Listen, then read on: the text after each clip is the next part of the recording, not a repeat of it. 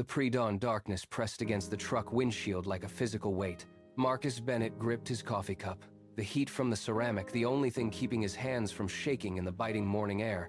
For 15 years, this was the ritual. Load the crates, check the manifest, drive until the sun was high, then repeat. He sat in the silence of the cab, listening to the engine idle with a steady, hollow thrum. Every box he hauled belonged to someone else. Every mile he covered fueled an empire that would never bear his name. He checked his watch. 4:30. The warehouse lights flickered to life in the distance. A signal to begin the grind once more. He set the cup down, his fingers tracing the calluses etched deep into his palms.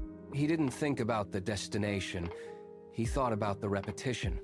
The same route, the same cargo, the same quiet desperation of a man trading his life for a paycheck he could barely stretch to the end of the month. He shifted the truck into gear, the metal groaning as he pulled away from the curb. Another day of building someone else's legacy had begun. The warehouse drop-off was supposed to be routine. Marcus hauled the crates to the loading bay, his back aching with the familiar strain of his trade. He stepped into the main office to get the manifest signed. The owner sat slumped in a leather chair, sipping water, his face unlined and his hands idle. The man did not even look up as he gestured toward the desk. Marcus stood there, holding a clipboard, and looked down at his own palms. They were thick, stained with grease, and mapped with deep, permanent calluses. He looked at the owner again, then back at his own hands. The gap between them was not a matter of effort. Marcus had spent 15 years working twice as hard as any man in this building. The difference was not labor. It was ownership. The realization struck him like a physical blow to the chest. He felt the air leave his lungs. He was fueling a machine he did not control, trading his life force for a wage that kept him stagnant.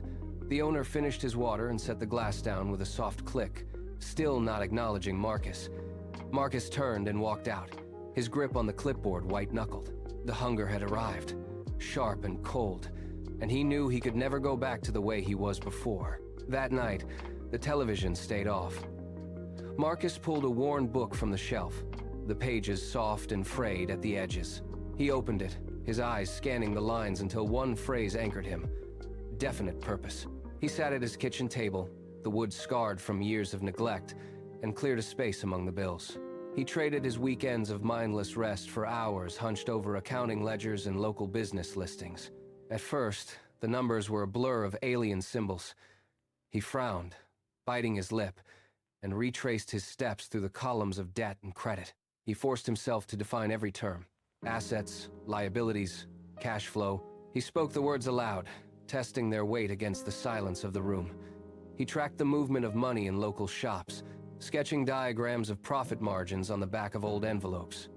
His hands, once used only for gripping steering wheels, now danced across calculators and tax codes.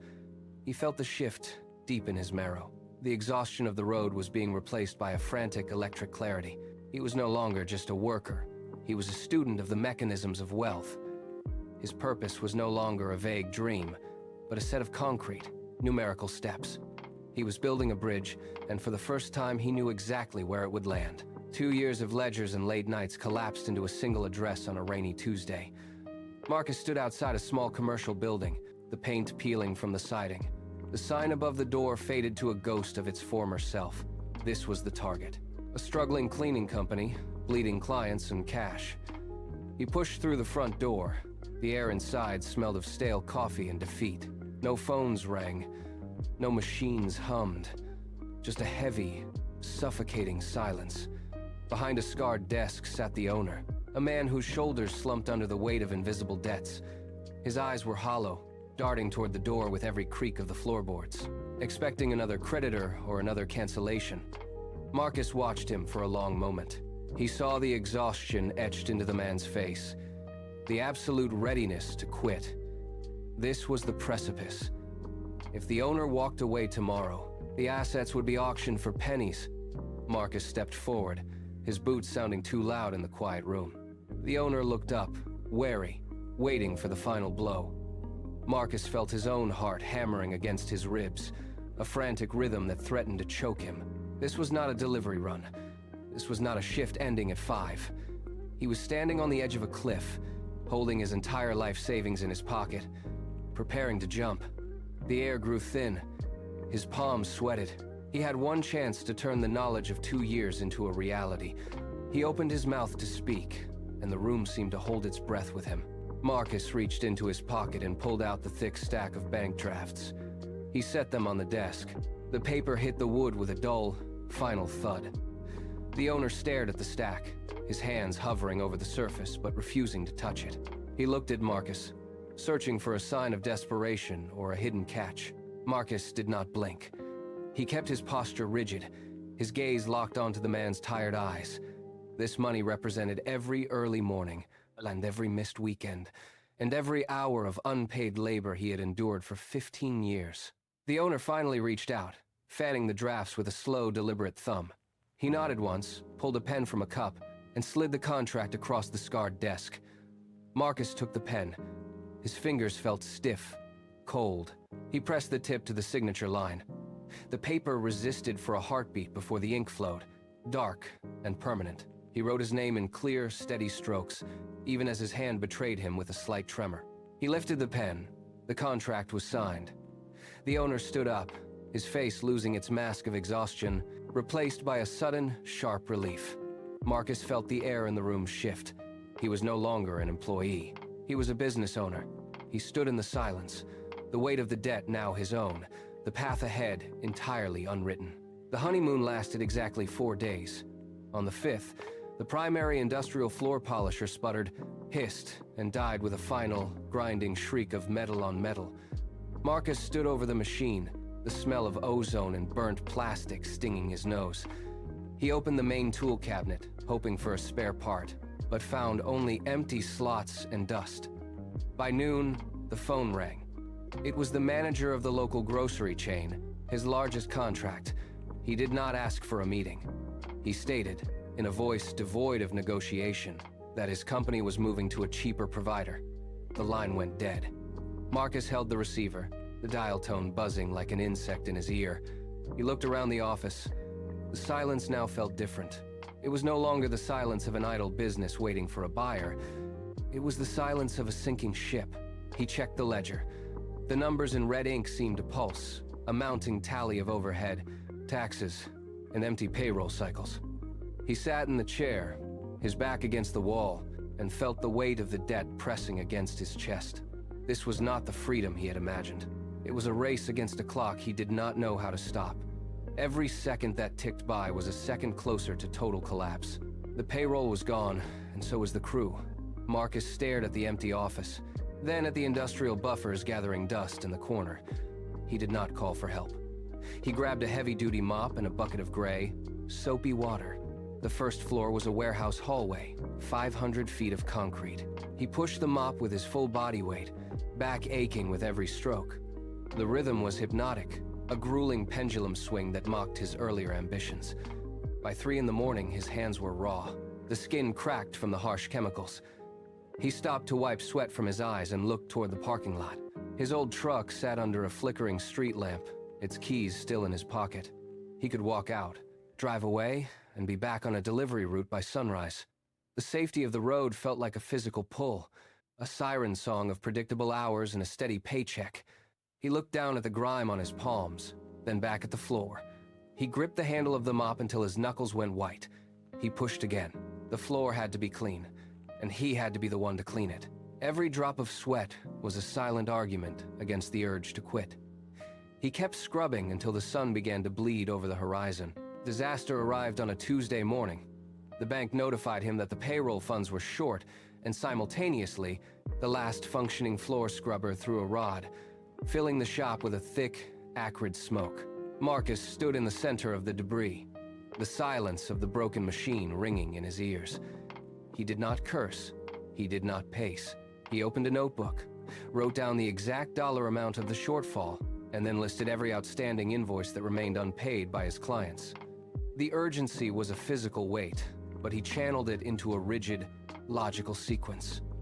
He spent the next 4 hours on the phone. He did not beg for payment.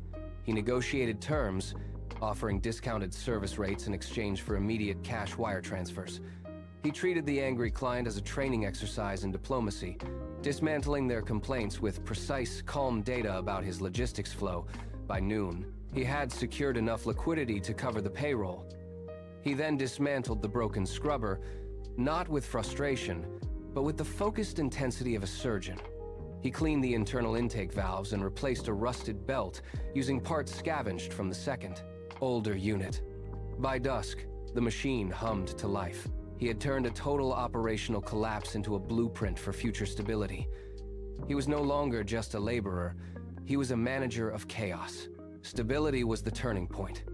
Once the first company generated consistent monthly revenue, Marcus stopped scrubbing floors and started analyzing ledgers. He spent his evenings not in the field, but in the office, mapping the cash flow of competitors. He found a local maintenance firm whose owner was nearing retirement. Drained of energy and ready to exit, Marcus approached with a firm offer, using the profits from his first business as leverage. He didn't just buy the company, he integrated its staff into his existing logistics network. The efficiency gains were immediate. With two companies running in tandem, the administrative costs dropped while his market reach doubled. He didn't stop there. He identified a third entity, a specialized window washing service, and repeated the process. He wasn't building a cleaning crew anymore. He was constructing a regional service empire.